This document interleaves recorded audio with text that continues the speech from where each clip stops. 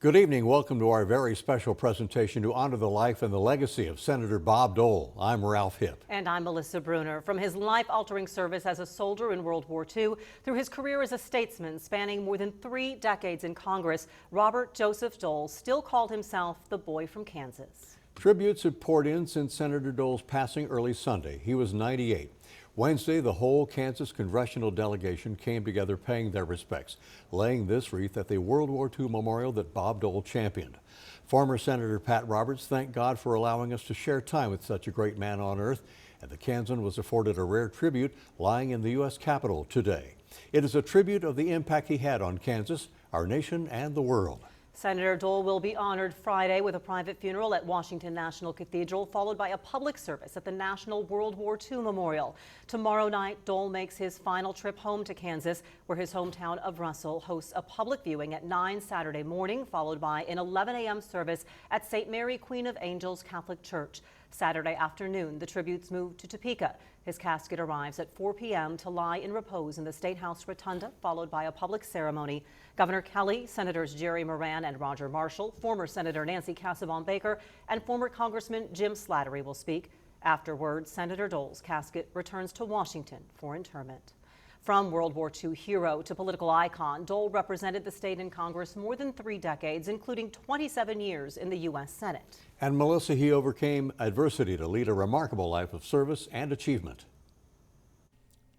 He was born in the heart of Kansas during the Great Depression, homegrown to become a valiant soldier of the greatest generation, turning his life of service to his country and the political arena to become later one of the nation's greatest Senate leaders. Bob Dole was born July 22nd of 1923 in Russel, Kansas. In his earlier days, he was a strong, natural-born athlete. Legendary Kansas coach Phog Allen came to visit him at the family business in Russel to recruit him for the Jayhawks, where Bob played basketball, football, and ran track. And he was smart. After his education at KU, the University of Arizona, and then Washburn, the Army took him into its service next. Most all Kansans know the heroic story of Bob Dole's service with the 10th Mountain Battalion at Casteldiano in Italy. He was seriously wounded, permanently losing the use of his right arm. Many years of treatment, starting at Winter General Hospital in Topeka, took him near and far, but nothing would allow him to regain the use of his right arm. It was then that Bob Dole made up his mind to look forward, not back, with a new life in politics firmly planted in Topeka. It was an act of fate in Kansas City's Kemper Arena that launched Bob Dole into the national arena. Gerald Ford's heated challenge from Ronald Reagan prompted the president to select Bob Dole as his bicentennial year running mate. It was a post-Watergate race they would lose to Jimmy Carter. The next Democrat to occupy the White House, Bill Clinton, defeated Bob Dole, who was then at the head of the ticket in 1996. He had resigned his Senate seat and leadership post to focus on the job he'd coveted his entire life, President of the United States, saying he would go to the White House or go home.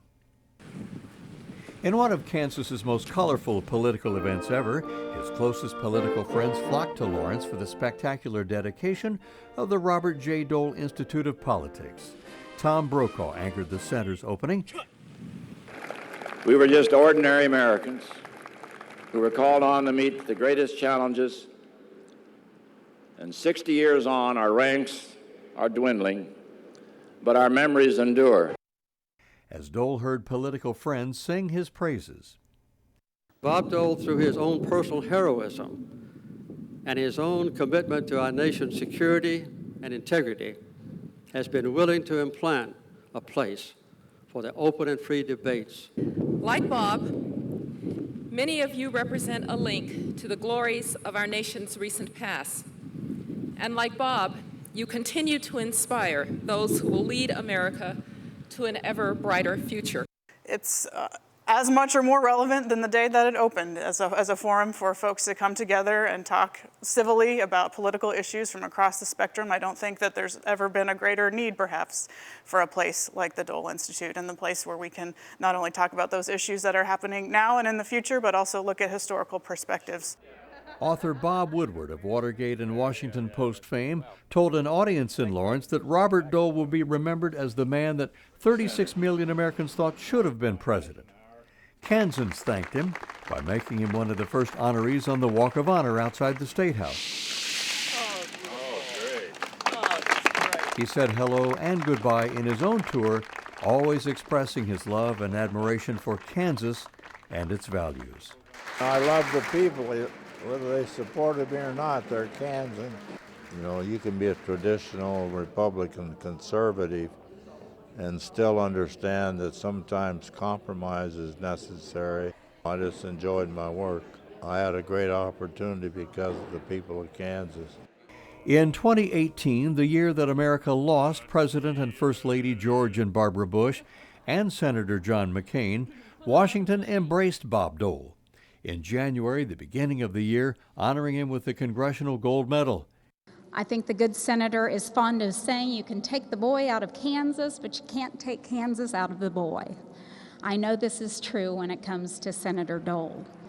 The senator is always checking in on us to those of us back home, making sure Kansans know they still have a special place in his heart. That commitment to the people of the great state of Kansas is truly inspiring. 2018 ended with the World War II veteran who had worked his way to the top of the Washington political scene being lifted from his wheelchair to honor another man who had done the same thing, the late former President George Herbert Walker Bush. America will never forget these images, and now Americans will be mourning his passing as well. The man who was with Bob Dole from Capitol Hill right through to the Dole Institute, Bill Lacey, agrees. Those are the values we'll remember Bob Dole for during the great generations yet to come. I view him, and I view his legacy, Ralph, as a conservative Republican who is able to reach out to the other side and find common ground, and who participated in most every significant piece of legislation passed in the last half of the last century in Congress. Whether it was the Americans with Disabilities Act, the Civil Rights Acts, a whole variety of things. He did so much and was part of so much that I think he'll be remembered. His legacy will be more about what he did in the Senate, his leadership in the Senate, than it will be his runs for president. President Joe Biden is going to be among those speaking at Senator Bob Dole's private funeral coming up tomorrow. Earlier this week, he had ordered flags to be lowered to half-staff, calling Bob Dole, quote, a man to be admired by Americans with an unerring sense of integrity and honor. May God bless him, and may our nation draw upon his legacy of decency, dignity, good humor, and patriotism for all time.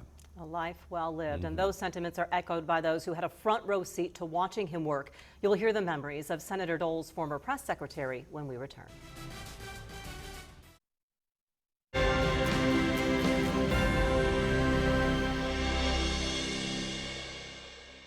Well, who better to explain Bob Dole's influence and dedication as a U.S. Senator than those who had a front row seat in watching him work? People like former WIBW reporter Walt Riker, who served 13 years as Senator Dole's press secretary. He told me there will never be another like him.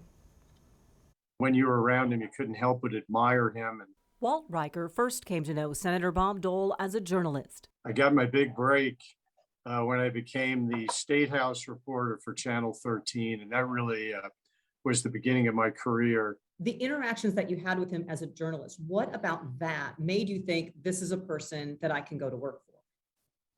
He had stature. He had tremendous way with words, certainly. He had gravitas. And he had a really tremendous sense of humor, and that appealed to me right away. I mean, there are probably some old videos of me back in your studio, but you could see me kind of laughing when they did cutaway shots because he was so funny and had that great Kansas wit. Upon immediate meeting, you know, was very impressive, very, very formidable in a positive way. I mean, you knew you were in the presence of some real talent and stature. Riker spent 13 years with Senator Dole from 1981 to 1993. It was daunting, but you know, again, his smarts, his intelligence, his stamina, that was the thing that probably people, of course, didn't see, but behind the scenes, he was like an Olympic athlete. I mean, he had incredible stamina. I mean, it was a 24/7 job, all in. We worked Saturdays and Sundays even most times, did a lot of traveling around the world, 58 countries. I've been to 50 states with Senator Dole, probably many times over. And, you know, from morning until late at night, speeches and dinners and traveling and press conferences. And it's kind of hard to imagine. But you know, if you couldn't keep up with him, you know, he didn't look around to see if you were following him. He was just remarkable in his understanding of issues, agriculture, finance, taxes, Social Security, defense, foreign affairs. I mean, it was mind-boggling. It was intimidating, but at the same time, I sure learned a lot from a guy like that.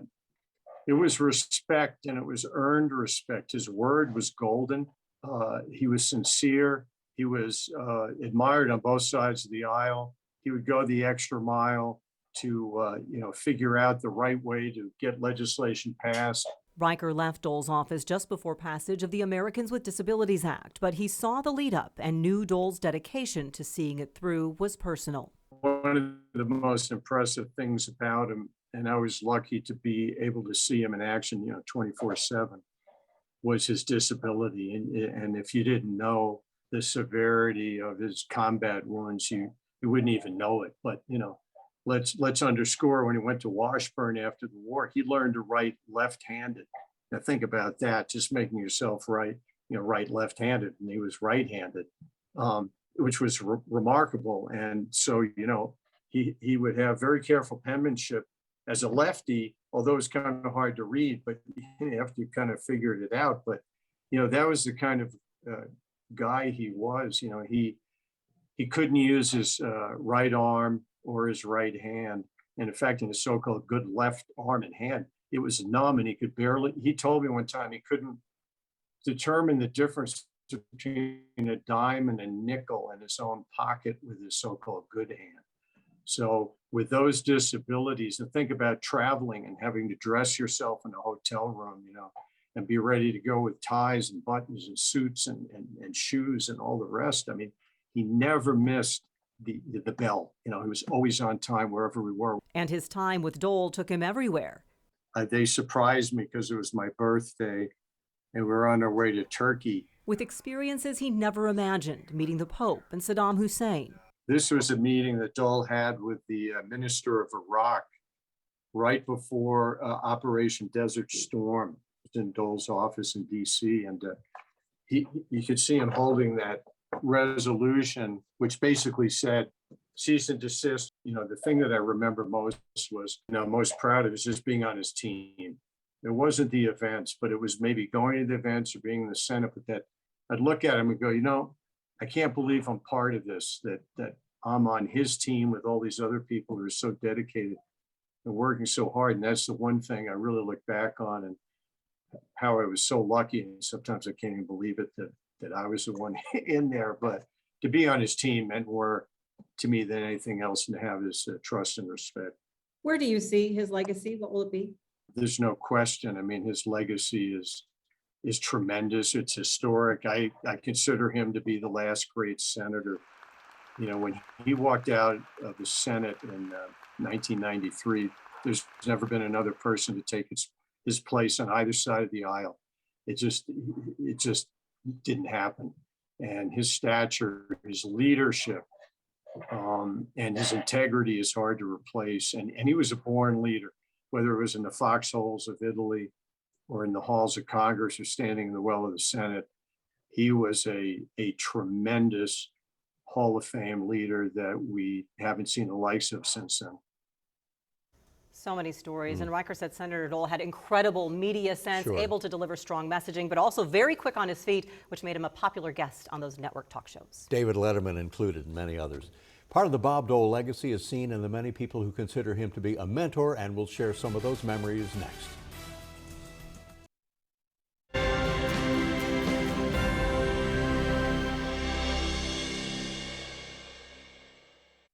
Some of his greatest achievements were bipartisan endeavors. An honest broker with deep friendships and working relationships that spanned the aisle. And from both sides of the aisle, Senator Bob Dole is being remembered this week as a man who could reach across that gap and bridge differences, making a difference for people. Bob Dole himself said his goal was making a difference in one person's life every day. That personal touch is what current Kansas Senator Jerry Moran recalls. Many Kansans, particularly those who are a little bit older than 20 or 30, would say, I wish Bob Dole was my senator today. He just won the respect and admiration of his fellow Kansans. I sit in the Dole seat. My desk has got Bob Dole's carved name in it. First remarks I gave on the Senate floor after being elected to the United States Senate, in part paid tribute to Senator Dole. And I was around him enough to see how capable he was in developing his relationships with Kansans. He never met somebody and then forgot their name. I only think that can happen when you really do care about the person. There's no way to train yourself to remember everyone's name unless it's something that meant something to him personally. And he did it. He cared about people. And again, he suffered in ways that caused him to care about all kinds of people in all kinds of circumstances. And many people were influenced by Bob Dole, including Lynn Jenkins. She served 10 years in Congress and considered Senator Dole her mentor. Earlier this week, 13's Raina Flores talked with Lynn Jenkins about how Bob Dole inspired her. Lynn Jenkins, who is a former member of Congress who looked up to Robert Dole as a mentor, says he inspired many. He fought for our nation. It nearly cost him his life. And then he came back and fought back and went on to lead the country and run for president, run for vice president. And he did so much for this nation. When you read about his accomplishments, he was really focused on getting things done, something that is lost in politics a lot these days. Dole dedicated his life to helping as many organizations as he could to help shape America. His passions were hunger issues and veterans and the military and the disabled, and he did so much. Jenkins says Dole is responsible for her successful career, and she says many other Kansans feel the same. Yeah, so many young politicians, especially in Kansas, owe their careers to Bob Dole, because when I was running for statewide office the first time for state treasurer, we did a bus tour across the state where we all got on and we needed some star power.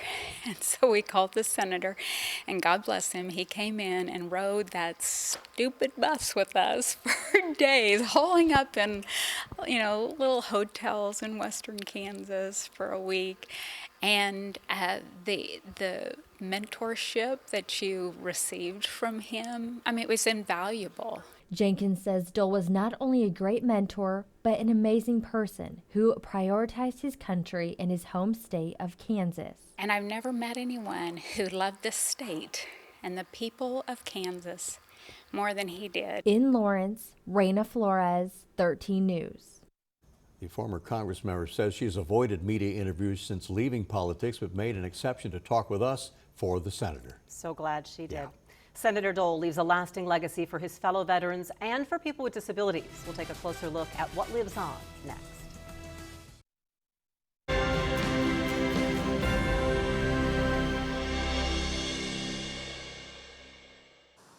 That memorial represents the greatest accomplishment of the 20th century, the victory of liberty over tyranny, and Bob Dole lived that.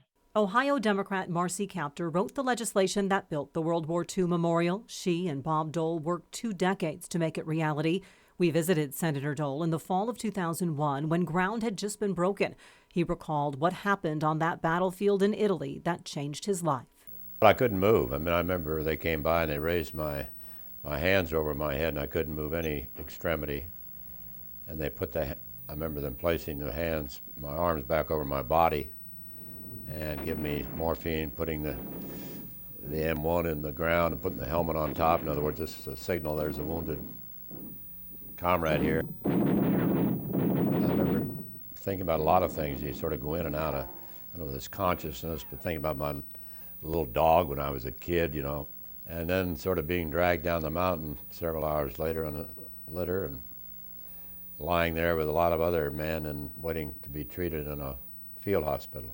I think there is strength through adversity, and that's how I finally dealt with it. That, you know, I can't do this, but I can do this. I can't use my hands, but I can use my head. Dole would return to this place often through the years, greeting fellow veterans on their honor flights. This week, people are leaving flowers to honor him at this place, a tribute to his generation, a testament to his legacy. He was part of a generation that didn't ask for anything. They gave everything. Someone who kept fighting for his country every day of his life. World War II left Senator Dole with firsthand knowledge of what it was like to live with a disability, so he fought especially hard for others who knew the same. And put that into action. Isaac French learned the impact Senator Bob Dole made for people with disabilities. Senator Bob Dole will be remembered for his political career and his military service. But one thing that Amy Heighton hopes is not forgotten is his passion for helping the disabled. Senator Bob Dole is probably one of the leading disability kind of advocacy figures for the disability rights movement, both because of his lived experience as a person with a disability, who went on to become a senator and a presidential candidate, but also in his leadership in the many years he served in the United States Senate. Many credit Senator Dole's leadership for the passage of the law prohibiting discrimination against people with disabilities. Let the shameful wall of exclusion finally come tumbling down. God bless you all. In 1990, the Americans with Disabilities Act was passed, and Senator Dole was a senator at that point in time, and he was one of the sort of integral figures in pushing the Americans with Disabilities Act from the idea stage to the actual enactment of the law. In 1984, he started a foundation that issued grants to organizations to provide training and employment to people with disabilities. He is also one of the founders of the American Association of People with Disabilities. Heighton says that Dole never stopped advocating for the disabled. A group of students from the Kansas School for the Deaf were visiting D.C., and they wanted to do a White House tour, but were told that a sign language interpreter was not available. And so the call came to Senator Dole's office, and he immediately stepped in and made sure that those students had a sign language interpreter so that their experience of the White House tour could be equal to non-disabled folks' experience of that tour. She says if it wasn't for Senator Dole, there may not be places like the Topeka Independent Living Resource Center. It isn't until people like Senator Dole helped us find the key to open those doors that people could come out into the community. They could meet friends, they could meet spouses, they could spend time with family and become a part of the community. In Topeka, Isaac French, 13 News. Isaac, thank you. And advocating for people of all abilities to be included, just one part of Senator Bob Dole's legacy. A legacy that we will hear more about as our state and our nation is saying its final goodbyes to Bob Dole in these days ahead. You will see complete coverage on WIBW.com and CBS News as those funeral services continue Friday in our nation's capital and Saturday as Senator Dole makes his final return to Kansas. We hope you enjoyed this look back at the life of Senator Bob Dole. Good night. I'm a proud Kansan. I love this state. I love the people in the state.